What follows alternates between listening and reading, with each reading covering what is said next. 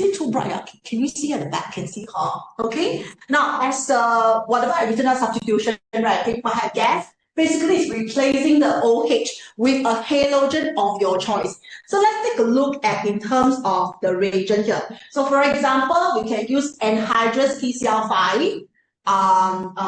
Room temperature, we use anhydrous PX3 or SOCl2, and we heat. The last one, HX heat. So there are three possibilities that you can use. You can take that first, then I want your full attention because I'll explain when to use which one, okay?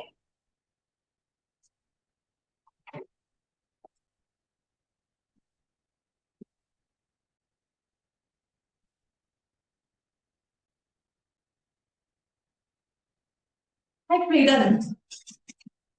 Initially, I want to do exhibitions, but because I don't do it, so I change to organic.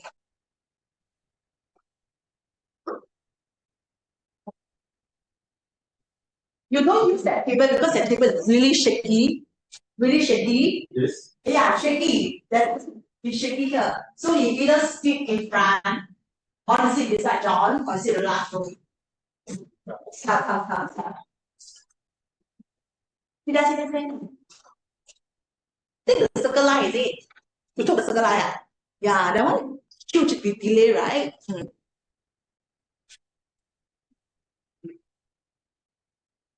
I just started only, so lucky you didn't miss much. I'll just explain to them what to look out for, what will they test you for this chapter. That's all. Okay, can I explain already? Still taking down?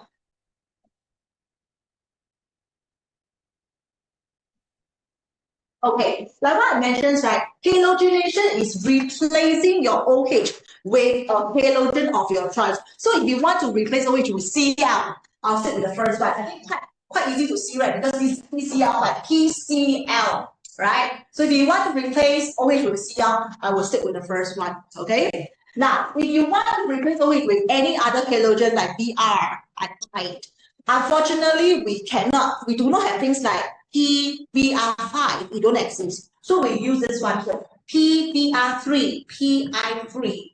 But second one is a bit more tedious because it do not have heat. Okay, now John, if you use SOCl2, can you guess, okay, what is the halogen that you're going to replace the OH with? SOCl, just Cl, okay? Now pyridine is basically just a solvent now, just a solvent, that's all. Okay, can, yeah.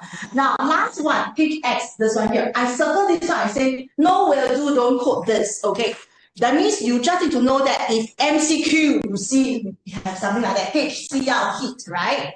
And then you know that it works like the ramp, it means it helps to replace OH with a halogen. But whenever it's structured question, they ask you to use a rigid condition, I will never use this. Reason because they come with different combinations. Depending on the different type of alcohol that you have, depending on what is the HX you use, HCl, HBr, HI, right? Sometimes we need heat, sometimes we don't. Sometimes we need heat and catalytic, sometimes we don't. So too many combinations for us to invest time to remember, so don't.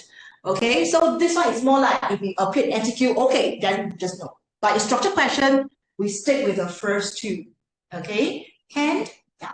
Then for the first one, right, NHPCl5 was very frequently asked by your Cambridge exam. So I have the overall equation there, you need to know this. Okay, so in general, ROH is a big blur. Okay, ROH there plus PCl5, it gives you RCl plus a byproduct POCl3 and HCl gas, which observed in the form of white fumes. That's all. Can you help me take down this overall equation where you tested? Okay, not all balance equation we tested, but this one is one of the common one Cambridge like.